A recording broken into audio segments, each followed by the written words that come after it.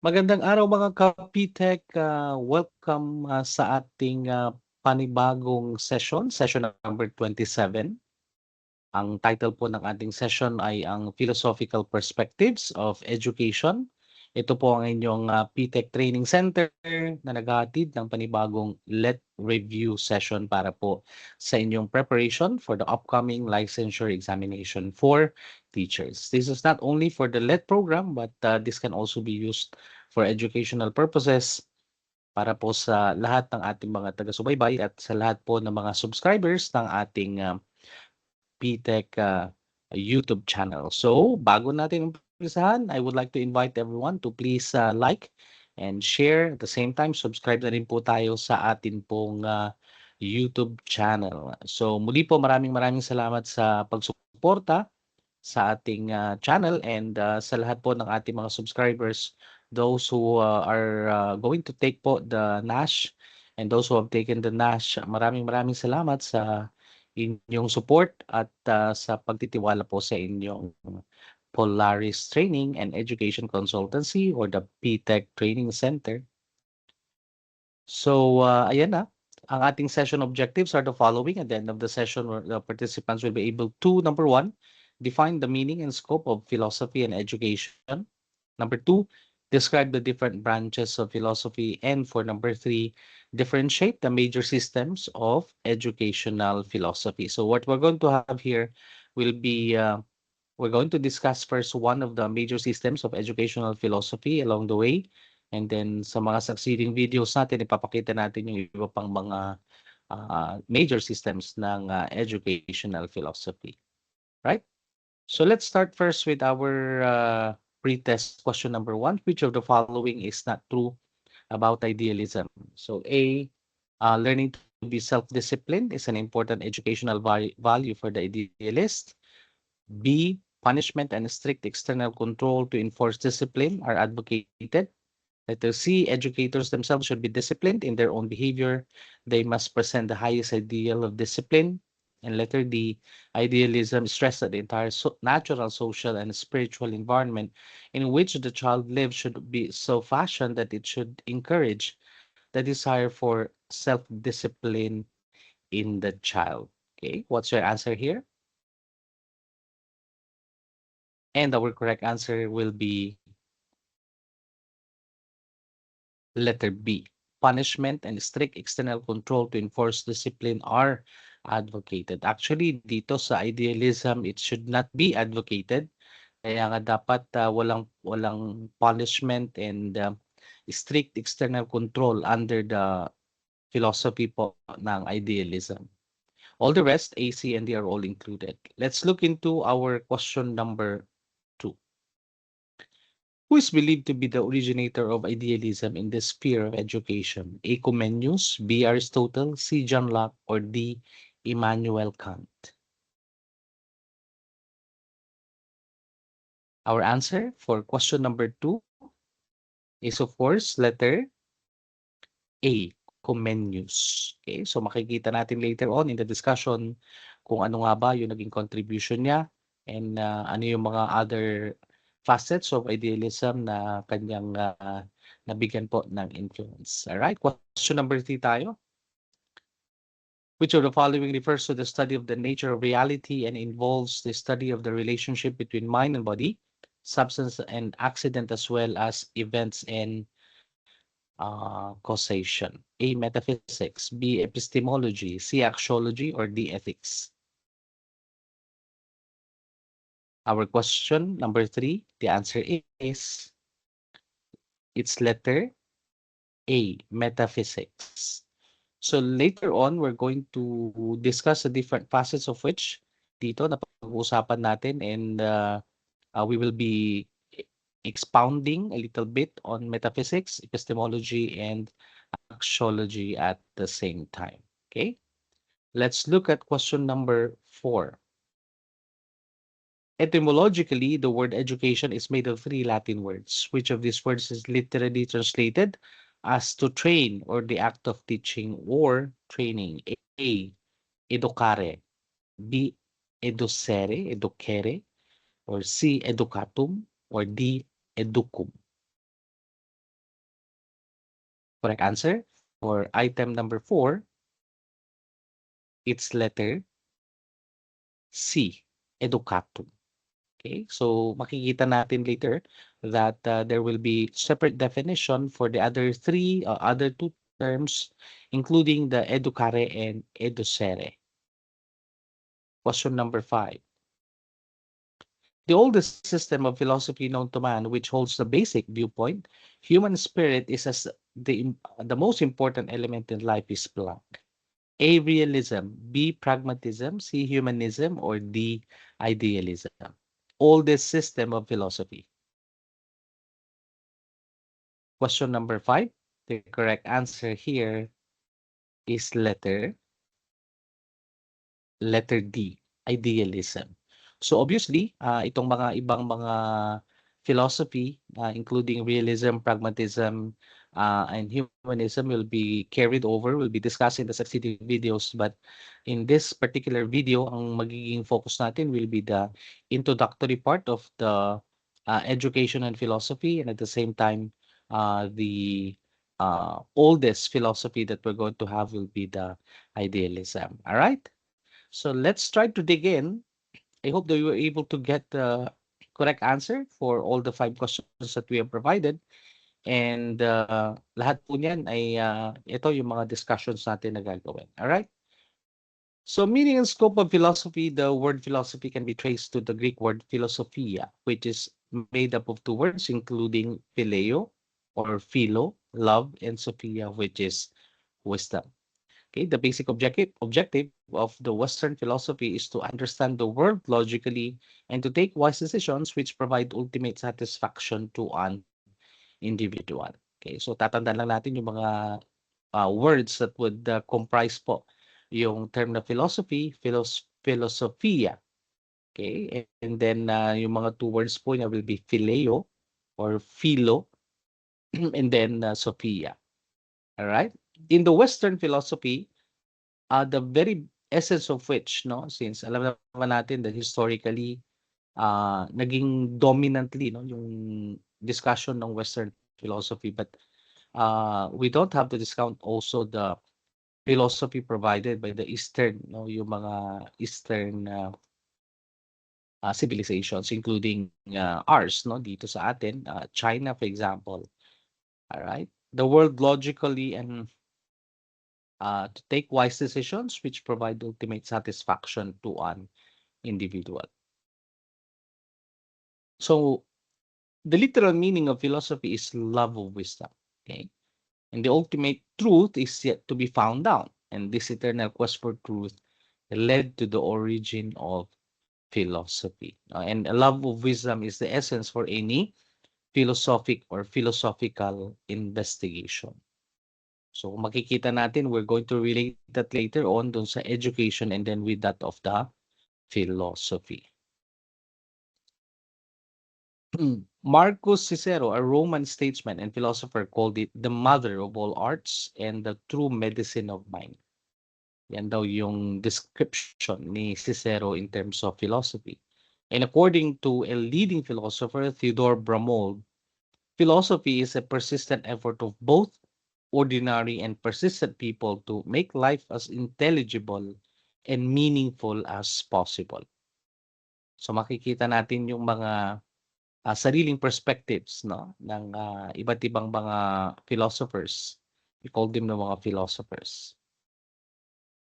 And of course, according to an American philosopher, Carlos Lamont, philosophy is the tenacious attempt of reasoning men to think through the most fundamental issues of life, no, to reach reasonable conclusions on first and last things, to suggest worthwhile goals that can command the loyalty of individuals and groups. So dito naman medyo naging expounded, no, yung description ng philosophy that would be related as to how leaders could think and be able to command, no, loyalty from their followers. That's according to Carlis Lamont. Okay. Moving forward, from the mentioned definitions, it would appear that there are 2 broad concepts of philosophy. Una, philosophy is a science of some kind and it differs from special science, not in kind but in degree. No? Philosophy is concerned with most general types of problems and also examines them more critically. No? Philosophy is not merely the intuitive experience of reality, it is an intellectual attempt to interpret and understand the universe. Because if it is only the mere experience itself, then we're just passing through, kumbaga. But philosophy holds another perspective of that kind of experience, and that in philosophy, there should be an intellectual attempt, no, to interpret and make meaning, no, of the experience, no, of an individual, and that's what is philosophy, no, supposedly all about. Kaya nga love of wisdom. Okay.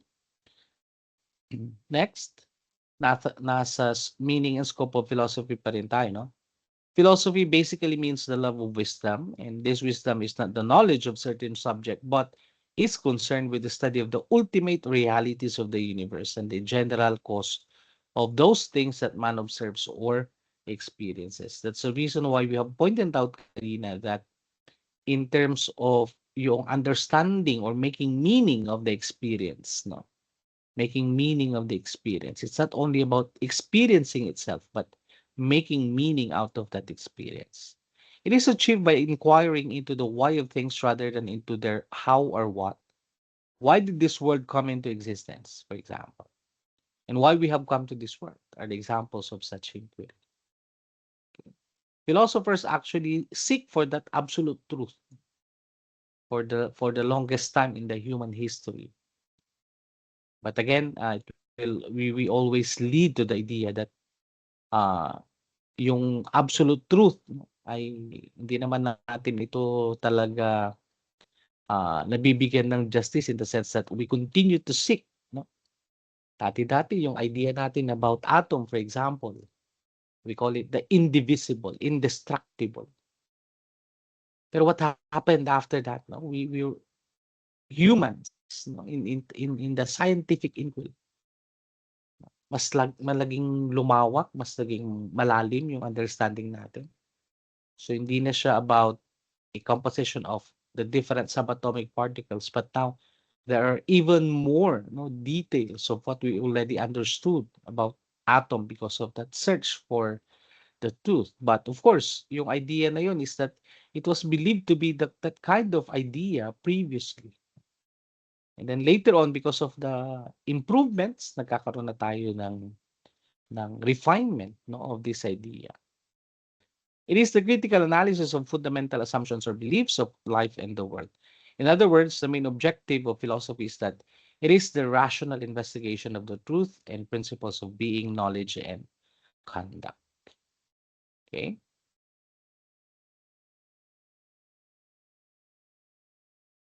Moving forward, we look into the different branches of philosophy. That's what we have mentioned kanina during the pretest. No? These are the three, no, that we're going to cover: metaphysics, epistemology, and axiology. No? Metaphysics, it is a study of the nature of reality and involves, no, the study of the relationship between mind and body, substance and accident, as well as events and causation. Okay, nature of reality ang focus ng metaphysics. Okay, involving the study of the relationship between mind and body. Okay, mind and body. So, in relation, para mas natin makita yung comparison, we look into the epistemology. Kung ang metaphysics is the nature of reality ang kanyang primary focus, ang epistemology naman deals primarily with the nature and scope of knowledge and explores the possibility or feasibility of the acquired knowledge.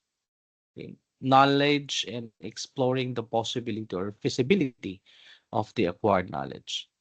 Yung axiology naman is primarily concerned with the question of the best way to live, and secondarily with finding answers of the questions in life. Axiology is further subdivided into the tweaks of metaethics, normative ethics, and applied ethics. Now, these are concerned with the finding of the sources of good behavior, okay, and ways of applying them. Okay, justify their applications in their real life situations. Okay, what about the scope? No, Problems of reality, that's metaphysics. It's the branch of philosophy which deals with this problem. Okay? Which is real, which is not. Okay? The nature of the universe that we live in. Alin ba dyan ang real at hindi? Such questions have been raised in the Upanishads. Mahatma Buddha called the universe Maya. No? They called it that way. Problems of knowledge, this area of philosophy is known as epistemology. And of course, the problem of value. So makikita natin yung the different branches, no, that are being provided in different contexts.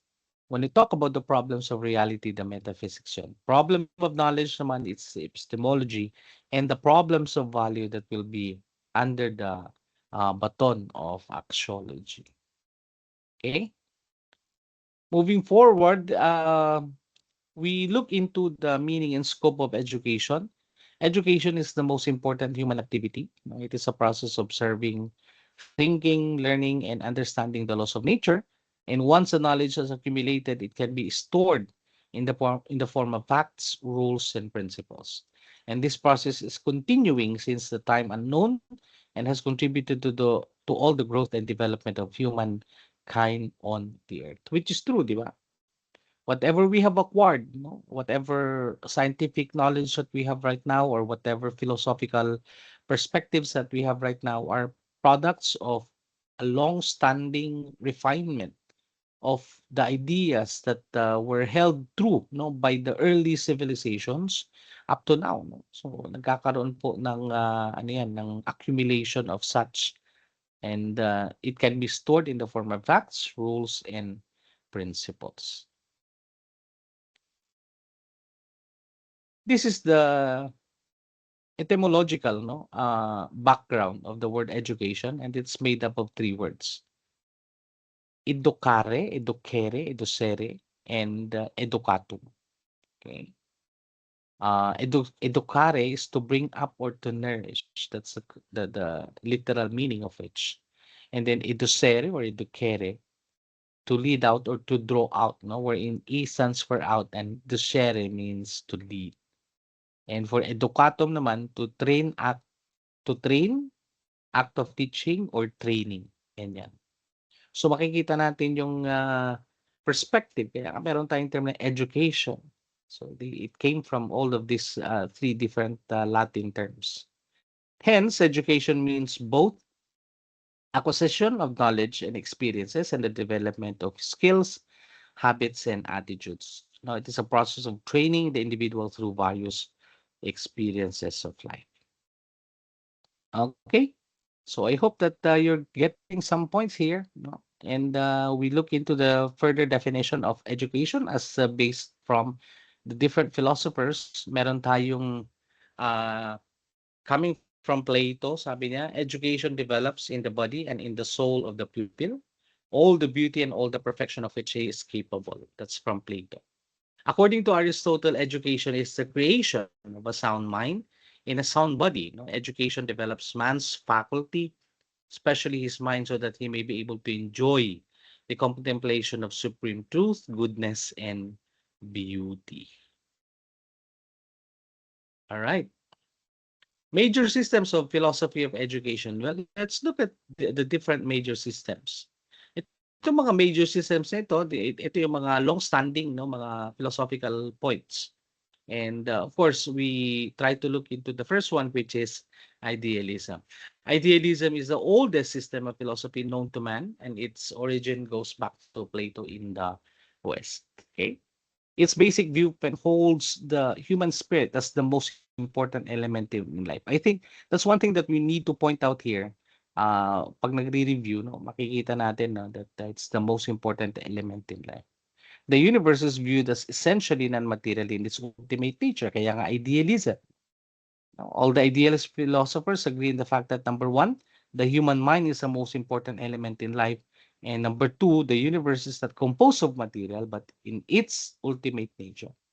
In the philosophic sense, idealism is a system that emphasizes the preeminent importance of mind, the soul, or the spirit.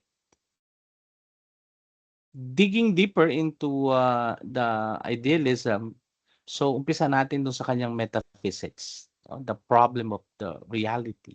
Ayan. For idealists, only the mental or the spiritual power is ultimately real. And hence, the universe is taken as an expression of a highly generalized intelligence and will, no, which is a universal mind. Reality is reducible to one fundamental substance, and that is the spirit. Matter is not real. Rather, it is a notion, an abstraction of mind. And it's only the mind that is real. Okay? So, you see the perspective no, ng mga idealists. Therefore, all material that seem to be real are reducible to mind. In educational terms, the student can be conceived of as a spiritual entity that is also part of a larger spiritual universe. That's the reality of metaphysics, or the reality of idealism, dealing with reality. What about epistemology? Idealists believe that all knowledge is independent of some experience. The act of knowing takes place within the mind. Man can know intrusively, that is to say, they can apprehend some truths without utilizing any of their senses. And man can also know truth through the acts of reason by which an individual examines the logical consistency of his ideas. Plato was one who held that knowledge is a matter of recall. And objective idealists such as Plato think that ideas are essences which have an independent existence. So makikita natin yung epistemology of idealism in here, which was directly, of course, related to how Plato thought of it. No? And subjective idealists such as Berkeley, on an Irish philosopher, reasoned that man is able to know only what he perceives, and his only knowledge is of mental states. Existence depends on the mind that is derived ultimately from God, and God is the ultimate. Okay? Axiology of idealism, according to the basic theory of idealism, as has been explained, the purpose of education is to contribute to the development of the mind and the self of the pupil. So it revolves around all the yung ideas Okay.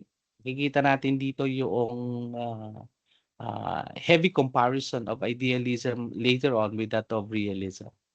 The school should emphasize intellectual activities. You have to take note of how idealism can be reduced into how it is applied no in the classroom or in the school or in the educational system.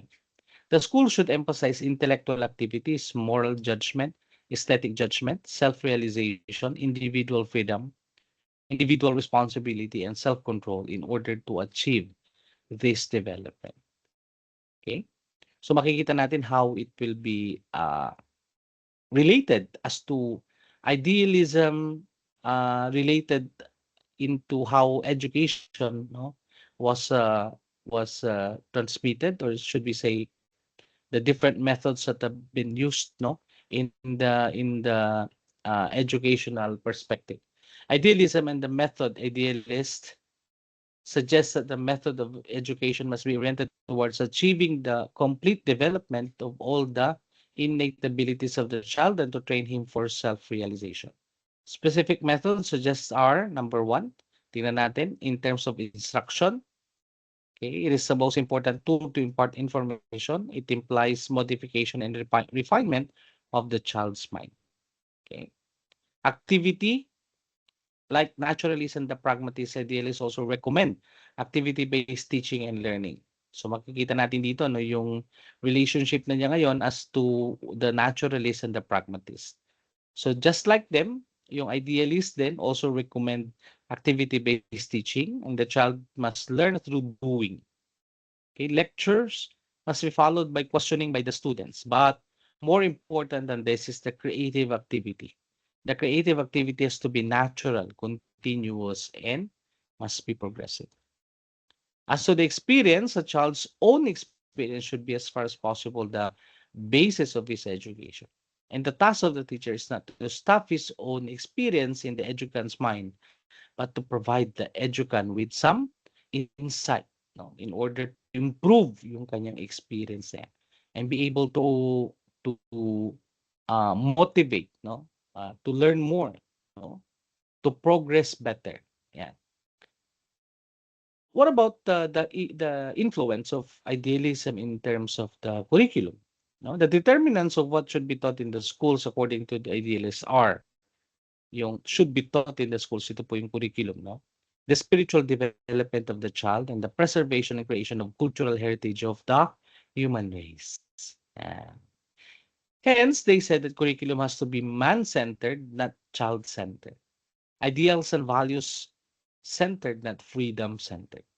Character and morality-centered, not expediency-centered. Yan, mga gandang mga description na yan. Para makita natin talaga kung ano nga ba yung meaning ng idealism and how it affects the viewpoint of idealism in terms of how we need to craft the curriculum. Ideals for children should be the objective of curriculum transition. As asserted by Socrates, not man but reasons are the measurable things, not individuality but universality, not percepts, no, but concepts. And ideals are the norms for all human experience, including those of children. Moving on, idealism approaches the problem of curriculum from the domain of ideas rather than from the child and his present or future activities. Kaya ka siya idealism, right? So it's a domain of ideas. Yun yung nagiging focus niya. To them, present experience of the child is not very important. But what is more important is the experiences of the human race as a whole or in general. From the psychological point of view, the idealists held the belief that the curriculum should reflect one, what man knows, and two, what man does or strives to do. Okay. Looking from this point of view, the idealist curriculum should represent major modes of man's thinking enshrined in language and literature. Scheme, mathematics, history, and geography, which constitute traditional intellectual studies. In addition to this, art, poetry, and music, which represents man's modes of feeling, should also be included in the scheme of studies. So makikita natin, no, how idealism affects, no? Kaya kung makikita natin ano ang school of thought, no, na nagbigay nung priority in terms of art, poetry, and music to be included in the curriculum. That's idealism, very clearly stated in here. Okay. Well, in terms of discipline, just contrary to naturalism and pragmatism, idealists stress the value of discipline as part of the educative process. However, this does not mean that the freedom and liberty of students are not important to them. But of course, discipline should be very strict in here, no? Freedom to follow any and every inclination of action is not acceptable to them. Such freedom to the idealist is license, not true freedom. Okay? On the other hand, true freedom is discipline, or denying oneself freedom becomes master in his own house, achieving the higher freedom to follow the light that is in him, unhampered by the change of his lover nature. Okay? Napaka-importante, no? That we look into how idealism affects how or shape how we should view discipline in school. Okay? So makikita natin dito that it's the value of discipline is inherent, no? Nagiging importanteng parte ng educative process. Self-realization is the only freedom worthy of the name, and man is free and is conscious of himself as the author of the law which he obeys. Okay? Still on discipline, but almost all idealists emphasize that the child be taught to discipline himself and to contribute to the disciplined behavior of others. Okay? Learning to be self-disciplined is an important educational value for the idealist. Kaya nga eh. So, kapag idealism, we talk about the development of the mind. Okay? And of course, alongside with that is to have that kind of self-discipline in order to achieve that goal and be able to contribute, no, into disciplining the behavior of others at the same time. Punishment and strict external control to enforce discipline are not advocated. So we can say that positive discipline is even more advocated in this particular instance because sabi nga nila, ano bang pagkakaiba nun? Discipline and punishment. Discipline is to develop behavior, okay? While punishment is to control the behavior, okay? So, nandun tayo kay discipline in terms of idealism because we would like to inherently develop that as part of the educative process nga, di ba? Nabanggit natin kanina na part ng educative process. So, in order for that kind of yung discipline to be developed, dapat inherent yun dun sa curriculum. Idealists, on the other hand, recommend influence and impressions left on pupils by the teachers, parents, and members of society to be the most practical methods for this purpose. They emphasize that for achieving this purpose, educators themselves should be disciplined. No? In their own behavior, they must present the highest ideal of self-discipline, modeling. Diba? If we would like to develop good behavior among the learners, among our students, we should be the one to set the standard. No? Kaya nga, yan, no? Binibigyan ng emphasis yan ng idealism. They stress that the entire natural, social, and spiritual environment in which a child live, no, should be very critical. Yeah. As to the implications in education, nabanggit natin kanina during the first part, no, yung ating naunang pre-test question. Comenius is believed to be the originator of idealism in the sphere of education. And according to idealism, man is born with the spiritual self. So makikita na natin kaagad, no? Yung mga words na binabanggit natin, these are all related to idealism. Spiritual self, discipline, di ba? Creativity. Okay, yan. These are the common terms na nabanggit natin all throughout this session. And it is through education that we can realize its spirituality. All right? Maraming salamat sa inyong panonood, no? Ito na ulit ang end of the session, and of course, we'll have more of this session na ipapakita po sa inyo at bibigyan ng diin po natin. We just would like to say thank you po sa lahat ng inyong mga support, no? Later on, sa iba pang mga videos na gagawin, we will be having more discussion of the different licensure examination topics. All right? Maraming salamat sa inyong lahat mga ka-PTEC, and sana may natutunan po kayo. Comment down below para sa inyong mga requests kung ano mga discussions ang pwede po nating ibigay. Okay? This is Sir Willie at ito po ang inyong PTEC Training Center. Maraming salamat at magandang araw.